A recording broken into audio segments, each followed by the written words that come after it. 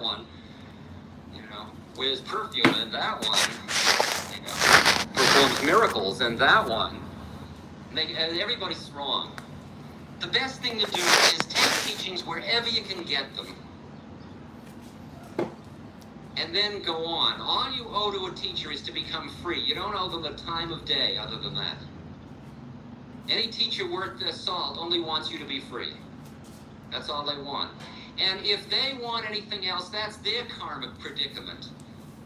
See, if you get sucked into a trip with a guru that you end up being upset about, that's because you wanted to enter into that trip with that guru, which you're doing it to yourself. You're just using that person. The guru has their karma, you have yours. And if a guru is finished with their karma, they have collective karma or something like that. But nobody's doing it to anybody else, including Jim Jones or Henry Kissinger in Vietnam. Wow. Yes. Go ahead.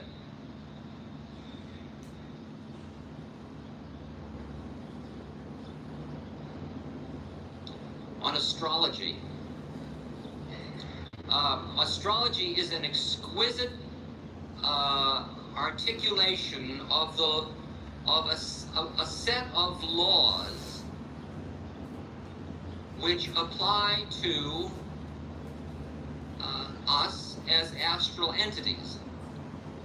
It describes the way in which forms interact from one plane of looking at it. There are many astral storylines. I am an Aries with a certain thing in my 10th house and so on. And that has certain implications. I can invest in that, and that method of investing in that will loosen the way in which I am attached to my personality, because I'll say, well, of course I have this depression. That's understandable because of this planetary configuration.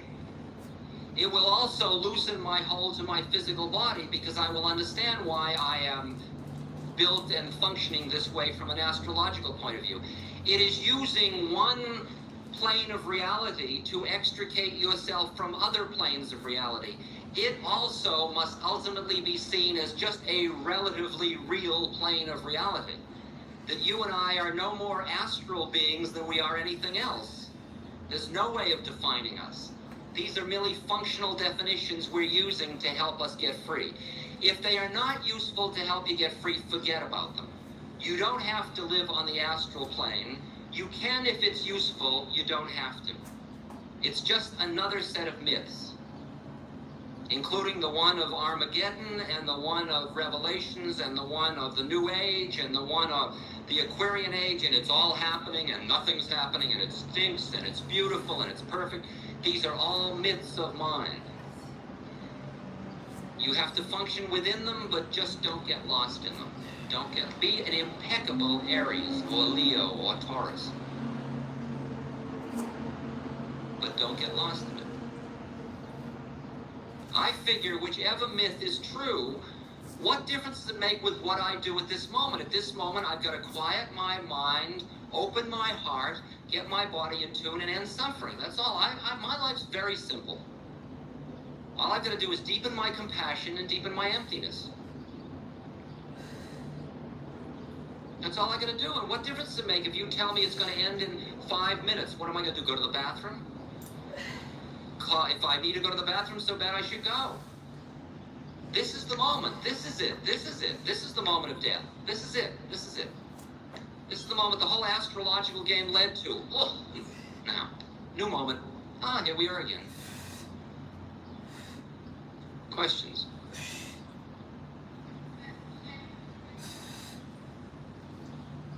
The shape of the crucifix.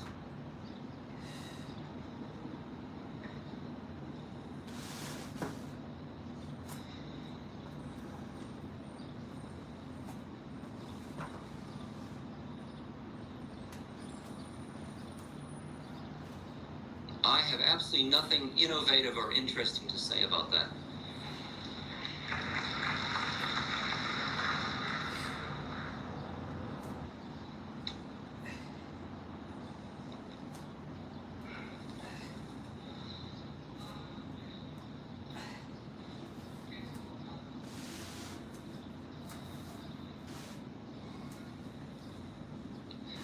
Lamia, she said, you have to have a renounced mind.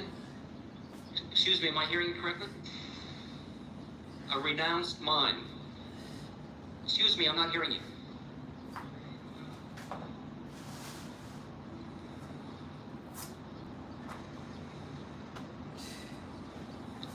What does he mean by the statement, renounced mind? Imagine the blue sky, and then imagine clouds floating across the sky. And that every cloud is a thought, a desire, a sensation.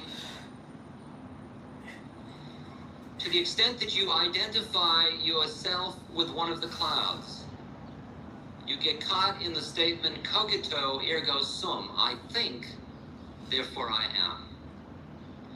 To the extent that you identify with the blue sky, in which the clouds are just passing, it's sum and cogito, I am and I think.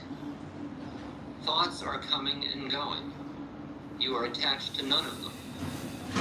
You are hearing them, you are involved in the world, you are huffing and puffing, you are playing the game, you are doing the dance, you are living your life, but you are doing it without being identified with being the actor, including the thinking mind. You are resting in the pure mind of the Buddha. That is a renounced mind. It is not a mind that denies anything, it is just not caught in anything. Question, sir? Who is Meher Baba?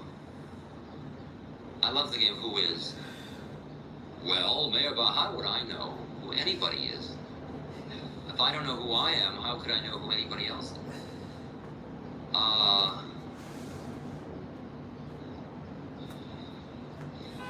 You see, the thing about that question is that each person sees each of us in a different way. For some people, Meher Baba is the avatar of the age. They experience him as God made manifest, and through the purity of their heart and their seeking, he functions that way for them. Others see him as a guy with a great sense of humor. Another guy. Others see him as a wonderful, wise person. I noticed with my guru that some people saw him as the worst, dirty old rascal, and some people thought he was absolutely God in form, right? And I think the same applies to Meher Baba.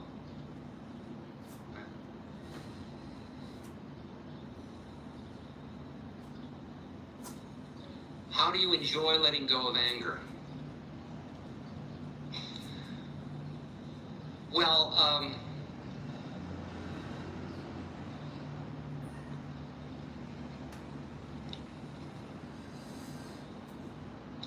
Maharaji said to me, love everyone, Ram Dass.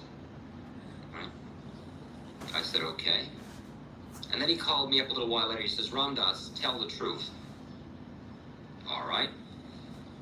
Then he called me up a few minutes later. He said, Ram Dass, love everyone. All right. And then he called me up a few minutes later. He said, Ram Dass, they'd say, Ram Dass, Maharaji wants to see you. And you go running up and he'd say, tell the truth. Okay, Maharaji, Jao, go away. And he kept calling me and to love me, tell the truth. Well, the truth was I didn't love everyone. And always in the past, what I did was I made believe I loved everyone. And then just sort of hid the way I didn't love them. I love you, that kind of thing. And I thought, wouldn't it be interesting to change it around and tell the truth for a change? I mean, I might as well grow. And the truth is, and I looked around at all these Westerners who were hanging around Maharaji, and I wanted to have them all to myself, and they were all there because I had opened my big mouth back in America. And I hated all of them, see? So I really just didn't want to be near any of them, so I started to just hate them all. And I was busy not using money in those days. I was under a sadhana not to touch money, so I used to count on them to pay my car fare on the bus. But now I hated them all, so I wouldn't let them do that. So I had to walk to the temple, which made me all the more angry. And I really hated all of them. And I got to the temple, and they were all eating, and they were being with Maharaji, and I was 3 hours late because I had to walk the 8 miles. And I was furious, and I walked in, and one of the guys I hated most brought me a plate of food, and I was so furious, I took the plate of food and I threw it at him, see? I mean, I was really furious, right? This took 2 weeks to build up. Maharaji's sitting across the courtyard, and he calls me over. Ramdas, is something troubling you? I said, yes, I hate all those people. I said, in fact, I hate everybody, including myself. I only love you. And he said, you love me? And I said, yes, I love you. And tears are streaming down his face, and I'm crying and hysterical, and he's ordering milk and feeding me milk and pulling my beard. And you love me? Yes, I love you. You hate all them? Yes. And he comes up close and he says, I thought I told you to love everyone.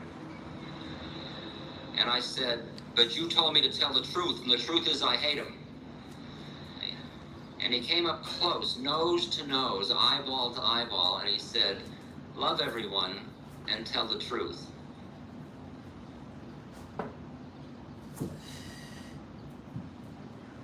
What I heard him saying was, when you are finished being who you think you are, this is who you will be. And I looked over at these people whom I hated, and I saw that one flick of consciousness away, I loved them incredibly. I was just busy hating them. But to let go of that hatred, I had righteous, good reasons. He had done this, and he had done that, and she had done this, would mean to let go of my pride. I saw that standing between me and letting go of that anger was pride. And I realized that what he was saying was that anger is never going to get me to God. It's never going to liberate me. It's not functional. So I went across, then he sent me over, and he called everybody over, and then he said, go touch Ram Dass's feet. He's a great saint, which freaked me all the more. All these people I hated coming and touching my feet. I saw my predicament, so I cut up an apple into little segments, and I put a piece of apple into each person's mouth. But I knew that if you feed a person with anger in your heart, it's like putting poison into their mouths. So I had to let go of the anger, and it took me, I don't know, it seemed like an hour and a half or so to feed the 30 people, to look into each person's eyes and let go of the anger, even though I was right.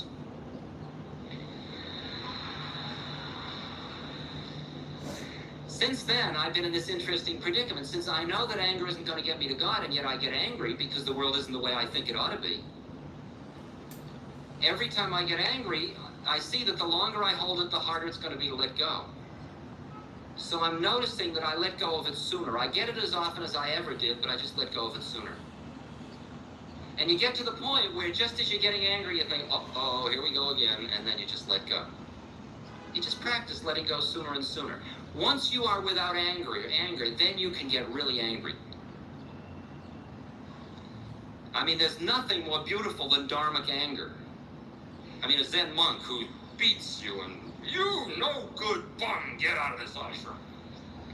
I thought a saint never gets angry. Oh, get out.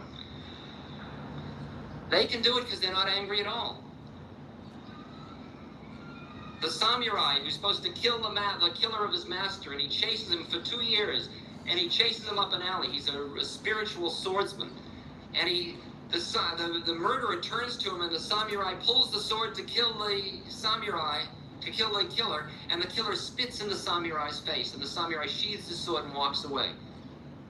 And the killer runs after the samurai and says, why didn't you kill me? I killed your master. And the killer says, and the samurai says to him, because I got angry. If I killed you when I was angry, who wants the karma of that? I mean, I was only killing you because it was my functional role as a samurai. I'm not going to kill you because I'm personally angry because you spit in my face. Which brings you to the question, where does karma come from? And it's all attached action. Anytime you're identified with the actor, you just create more of the illusion of your own separateness. Questions?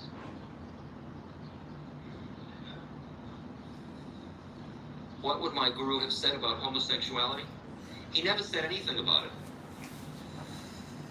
What do I think he would have said?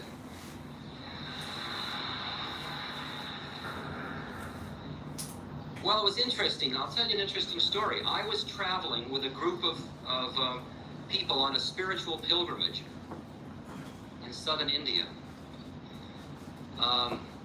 with Swami Muktananda, actually. And at the end of that pilgrimage, we were driving north, and I ended up in a room with one of the men in that group, and I ended up having a sexual relationship with him. And the next day, surprisingly enough, we found ourselves with a guru, which I hadn't expected to do. And I came in, and there were 5 of us sitting there, and Maharaji sat down, and he pointed to this fellow, and he said to him, "He's a good one, Ram Dass. You're giving him your best teachings." And it blew my mind, because I was so full of guilt, right? I was just so full of guilt about what I had done. And I realized that he was telling me, I don't know what I can realize he was telling me. I can listen on many levels. I can say this, that to the extent that any act is done with the attachment that sees another person as an object, thus catches them more in their own separateness and paranoia, that act takes us all away from freedom. Homosexual, heterosexual, whatever. To the extent that an act comes out of a shared loving conscious space, that act can bring everybody to God, be it homosexual or heterosexual. That's the way I feel about it. So I have no way of telling you what my guru would say other than that story. Is that dealing with your question? It's not making you happy, it's dealing with your question. What did you want me to say? Excuse me? Right. Is there another way you'd like me to deal with that question?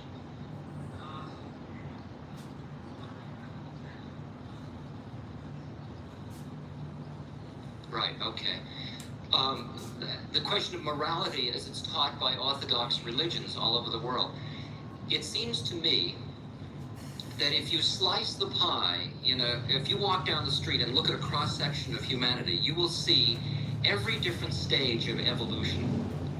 You will see some beings who are very, very aware and other beings who are very, very lost into the illusion of their own separateness.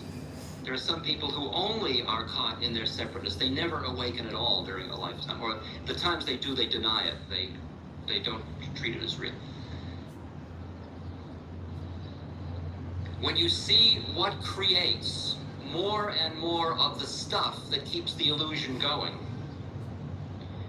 you would like to help out people who aren't in a position to help themselves because they haven't awakened enough to see how it is. So you set up a group of rules, which you can call the commandments or whatever you'd like, which are designed to keep people who are unconscious from creating more karma. As you become more conscious, the whole name of the game changes. I can't steal from you because you are me. Who am I ripping off but myself?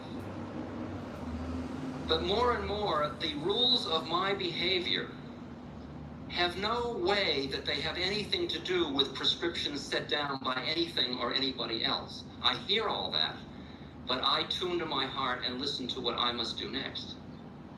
Right? I no longer follow the commandments out of that. I follow what I do because it's obvious any damn fool would do it.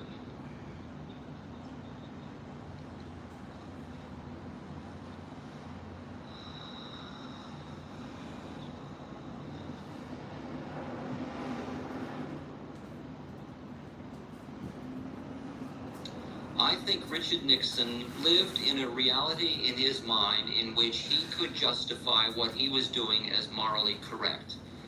I think that I do not think that what he did was morally correct, and I will protest against that and do what I can to prevent him from having the power to control other people's lives. But I don't question that from where he was sitting, he thought he was doing what he must do. And I'm doing exactly the same thing. No, it's pretty direct, I think.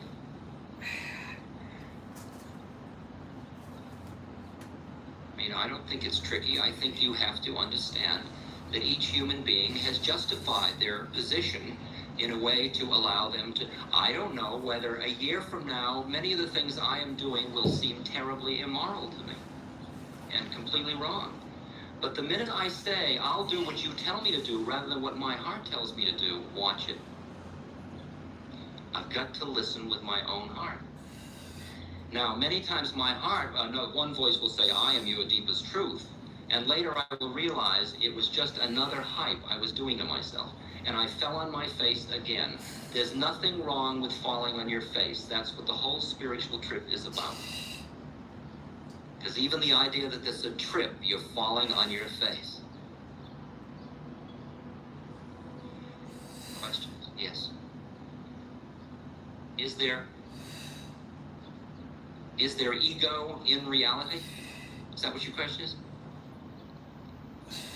Is there what? Oh, is there evil? Evil in reality. Truth and good and evil are relatively real. They are not absolutely real. Absolute reality has no form. The minute you enter into positive, negative, yin, yang, dark, light, good, evil, all of it, you have entered into the worlds of relative reality because you've entered into form. And form and formless are the same thing. It's just different ways of looking at it.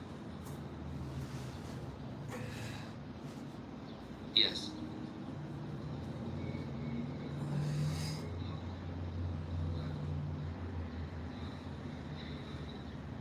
Where does love fit in with?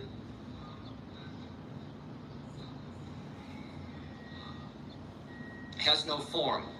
Love has no love, truth, beauty. It's all the same thing. It's no thing. It is. It's isness. You could call it isness. All right? You start loving somebody, you love a form through into the formless, in which you are both in love, in which there is no separateness, but there is separateness, because there's no more need to use the dualistic mind to say, if there is form, there can be no formless. You don't have to do that anymore. You can allow it all to be. There is form and formless. No, it's not the love-hate polarity. It's like the third Chinese patriarch says, the great way is not difficult for those who have no preferences. That's a great one. I love it. I mean, that could keep you going for the next 10 years. It says, when love and hate are both absent, everything becomes clear and undisguised. What it's talking about is the polarity of love and hate. That romantic love I was talking about before. It's not the other thing, which we could call love, but we could call it hate, too. That's what's scary about it. There's a great story about Shiva. Somebody broke into the temple, and they were trying to steal the golden bell that was over the lingam, that is the symbol of Shiva. And they climbed up on the lingam to get the bell. At which point Shiva appeared and said, most people only offer me fruit or milk. You've offered me your whole body. What do you want? See? Now that's scary. I mean, that you could get it back and into it. See? That's what's so far out about this karmic game.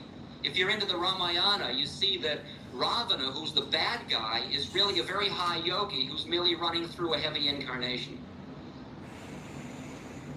Look at Nixon's incarnation. My God, would you want it? It's a heavy one. But it's just an incarnation just like yours. And you can either buy it and think, you are Tricky Dick, or you can say, you are God in drag. See? And the game is, you say you are God in drag and you love it like God, but at the same moment you keep it from doing anything to anybody. And that's the art form of living in many planes simultaneously. It's I love you, but I don't want to play any games with you. Because in the parts you and I are playing in this drama, you are them. But I know we're just our parts. The minute you forget its parts, you are perpetuating exactly the same thing he is. Paranoia. And that's the art of social action. The art of social action is to do what you do to end suffering without creating more of the same stuff that the suffering comes out of, which is the polarities and the paranoia that come out of seeing somebody as them, whether it's the government and the anti-this laws or whatever it is. Do what you do, but don't close your heart. It's such a simple rule of the game. Yes, ma'am. Yes. No, yeah.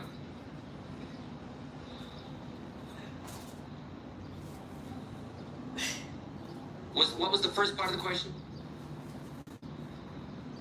Do I think hallucinogenic drugs are an obstruction to spiritual development? No. I think that they can be misused and that people can get hurt, and that because of society's fear of people getting hurt, they have made most hallucinogens illegal. I don't think the way you deal with human consciousness is through legislation. I think you deal through education. I think that hallucinogens are another method. They have their dangers, so does Kundalini Yoga, so does meditation, so do all methods have dangers to them. So does living life. I think you educate people, and then you respect them to do what they need to do. Many people use hallucinations in a way that takes them away from liberation. Many people meditate in a way that takes them away from liberation. I have met some dusty old meditators, and it sure don't feel very free to me. Again, there are no rules in the game. People must listen with their hearts. If all you conservative people would like me to say, drugs are dangerous, stop and don't, I won't say it. Because they have served a great function for me. At the same moment, I would never recommend that another human being use them. And as far as I can see, most of the things that the hallucinogens showed me are now understood and part of the mainstream of cultural thought. And so in a way, they are an anachronism. And another way they are an attachment that seems to take you from spiritual liberation is you get hooked on the memory of the experience. That happens anytime you get high in any method.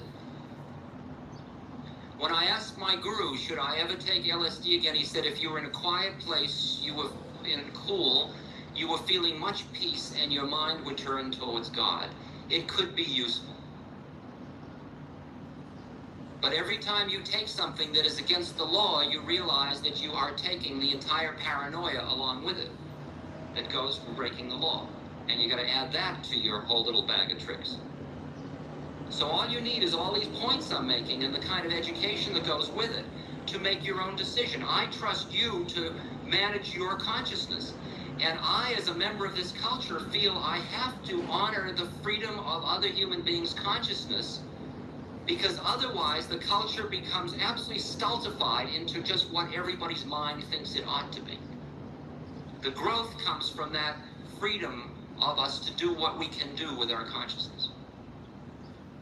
This podcast is brought to you by the Love Serve Remember Foundation and Ramdas.org. We appreciate you listening, and we appreciate all the support that you've given us. Please continue that support and donate at Ramdas.org. We can then continue to share what Ramdas has been sharing for all of these years. Thank you.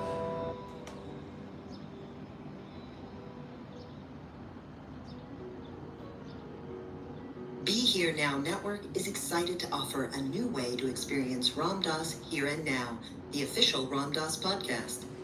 Follow Ramdas's journey of awakening with our new Patreon. As a member, you get access to the entire 250-plus episode library of the Here and Now podcast without ads and commentary free. This collection of recordings from Ramdas spans 60 years and features guest appearances from some of his dearest friends. You can explore the podcast library with your host, Raghu Marcus and Jackie Dobrinska, or skip straight to the source and listen to each Ramdas archival talk on its own. Members also receive 2 new ad and commentary-free episodes of the Here and Now podcast each month and weekly guided practices. Everything is easily accessible through the Patreon app or web browser. Learn more at patreon.com/RamdasPodcast. Hello and welcome. This is the Astrology of the Week Ahead podcast. I'm your host, Chani Nicholas. And in this episode, we are talking about the week of June 17th, aka the week that the season changes. In this podcast, we look at the astrology of the upcoming week and how it will be landing for all of us collectively. For a more personalized reading that dives into the ways that this week's astrology will play out for you, download the Chani app. Now, no matter where you are, we are entering a new season this week. If you are in the Northern Hemisphere, it's a summer solstice. If you are in the Southern Hemisphere, it is the winter solstice. Either way, it's the solstice. This marks a pivotal turning point in our year. And I want us to think about this. I want us to go back to the last solstice, the solstice that happened in December. Now, you might also think about the beginning of January, because that's often when people make New Year's resolutions or, focus on turning a new leaf or doing new things. And because January 1st falls so closely to December solstice time, I think that it's an energetically really impactful time to think about what we want to begin. Because the solstice is that pivotal moment of kind of like an energetic building and then turning and launching into something new. Just like, the equinoxes are also the initiations of new seasons. So we can think of these 4 points of the year as really important times just to check in with ourselves. Be very, very practical about this. These are moments to say, like, how am I doing? Where am I? How am I located? Given the fact that I'm moving into a new season, what is it that I need? What does my body need in this season? What does my daily life need in this season? What does my mind need in this season? What do my friendships, what do my communities need in this season? What is the best way to spend this section of the year from now until the equinox? Okay, so there's that piece of it. But again, I want us to think back to the December solstice. And if we planted any seeds of intention at the December solstice, or if we planted seeds of intention for the new year around January 1st. Now we're 6 months away from that. We're 6 months into 2024. We're halfway through the year, y'all. How's it going? Are you living your best life? Are you doing the things that you want to do given the circumstances that you're in? Are you spending your time to the best of your ability, fostering things that bring you a sense of joy and connection and actual meaning in your life? The world is worlding all the time. We live in a situation and compiling situations and many situations that are exceedingly and exceptionally difficult. And to take in the entirety of the world means we have to stretch our heart and our mind to a gargantuan capacity. We are all being called to do that. Not ignoring any of that. Given all of that, how are you doing? Given all of that, what are you up to? Given the whole world and your whole life, how's it going with the things that you wanted to do this year? This is the time to look back at those lists or those intentions or those mood boards or those collages and say, yes, I'm on the right track for this thing. Yes, I'm still doing this thing. Or like, wow, I had a totally different idea for what I wanted to do this year 6 months ago, and I don't want any of that. So I'm gonna compost this entire section. And if you didn't plant any seeds of intention, you didn't like set any, intentions for the year, great. Also, good time to do a check-in. What does your body need? What do your friendships need? What does your community need? What do you need? What does your mind need? What does your daily life need? What does your, creative life need? If you're working, what does your work life need at this time?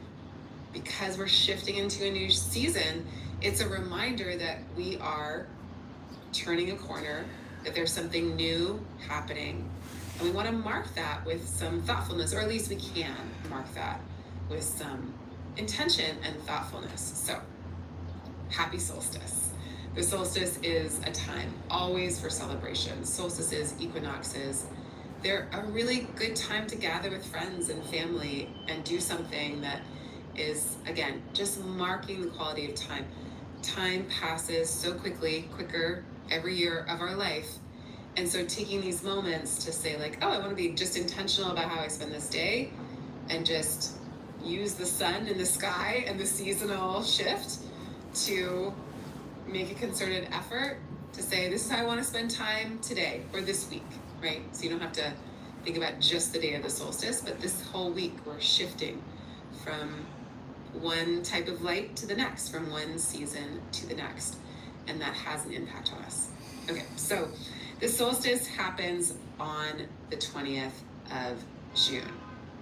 That is just like a general time thing. Now let's talk about the actual astrology of the week.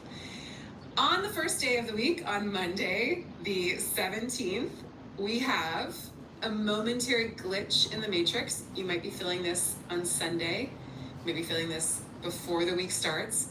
Mercury makes a square to Neptune. Fine. Things get mushy, sentiments go out the window. We might start the week on a little bit of a sloppy kind of sentiment or situation. There might be a little bit of a mess that we're cleaning up at the beginning of the week. And things might be hard to pin down. Things like details and times and dates. So just double, triple check your data. I will say that Mercury moves in to Cancer on this day as well and meets up with Venus. And so things work out. Things get really cute.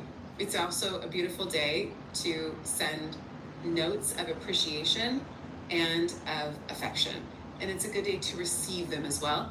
So please be very open to the sentiments that come towards you that are loving and appreciative. What do you do when you get complimented? Do you deflect? Could you try to just take it in today and say thank you and just keep it moving? Could you try to receive the appreciation and love that comes towards you today? Okay, then we've got, again, the solstice on Thursday, the 20th, and we've also got right before the solstice, well, the solstice is the full day, right? But right before the sun moves into Cancer, marking actual Cancer season, it also squares Neptune. So there are these points in the week, like Monday and Thursday, that are a little less specific. They're not so good with the details. They might require a little bit of patience if we're trying to be linear about things or get things done.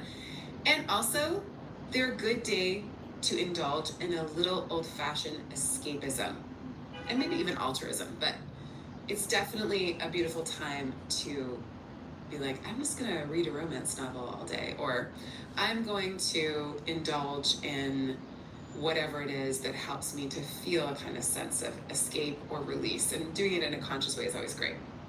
So on Friday, we have a full moon. So not only is it the solstice this week, but it's a full moon right after the solstice. So when we have these two things together, when there's both the change of a season and then a new, or in this case, a full moon, we know that there's a culmination and a call to action and a mark of change. And so I love this for us because it is, again, a kind of galvanizing event that helps us to see something clearly. And again, the clarity that it brings is something to do with the change that we are undergoing.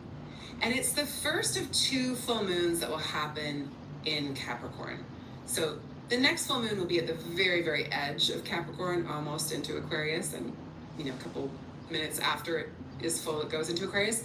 But this is the first of two moments of emphasis in the part of our chart that contains Capricorn. So go listen to your weekly reading because I talk all about what this could mean for you, and just know that there's going to be another emphasis in this area of your chart and of your life a month from now. And in a lot of ways, I really like this full moon. There's a lot that's going for it. There's a lot here to work with. And a full moon in Capricorn is always going to want to be industrious. It's always going to want to be solving a problem or figuring out a strategy to get to where we need to go. And so in a lot of ways, it's really helpful. And because we're in